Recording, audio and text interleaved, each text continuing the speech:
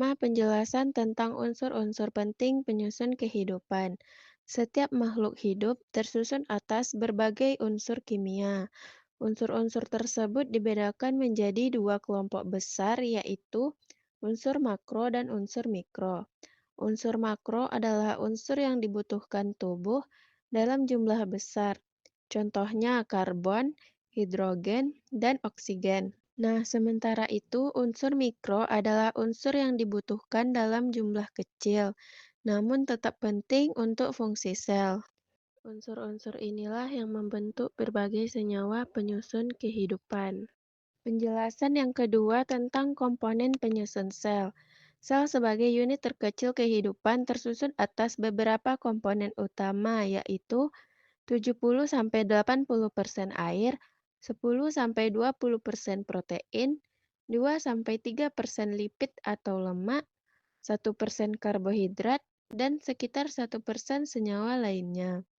Jadi, sebagian besar isi sel sebenarnya adalah air, yang berperan sangat penting dalam proses kehidupan. Selanjutnya, dalam kajian Islam, senyawa penyusun kehidupan dibedakan menjadi dua, yaitu senyawa anorganik dan senyawa organik. Senyawa anorganik yang paling penting adalah air.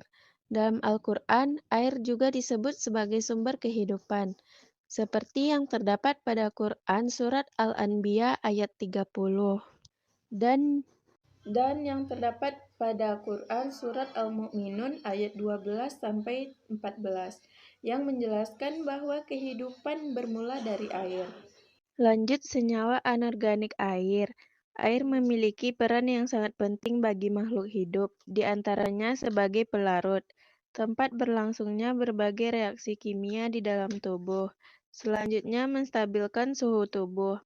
Air memiliki kemampuan menyerap panas yang tinggi. Lalu air juga memiliki gaya kohesi, yaitu gaya tarik-menarik antar molekul air, serta ikatan hidrogen yang membuat air memiliki sifat unik. Selain itu, massa jenis air lebih berat daripada es, sehingga es bisa mengapung di permukaan air, menjaga kehidupan di bawahnya tetap stabil. Nah, selain air, makhluk hidup juga tersusun atas senyawa organik penting, seperti karbohidrat sebagai sumber energi utama, lalu lemak sebagai cadangan energi dan pelindung organ, lalu protein yang berfungsi membangun jaringan dan enzim, dan yang terakhir ada asam nukleat atau DNA dan RNA yang membawa informasi genetik. Semua senyawa ini bekerja sama membentuk struktur dan fungsi kehidupan yang kompleks. Dan penjelasan yang terakhir yaitu senyawa pembangun sel. Gabungan dari semua unsur dan senyawa tadi membentuk sel, yaitu unit dasar kehidupan pada semua makhluk hidup, baik yang bersifat organik maupun anorganik.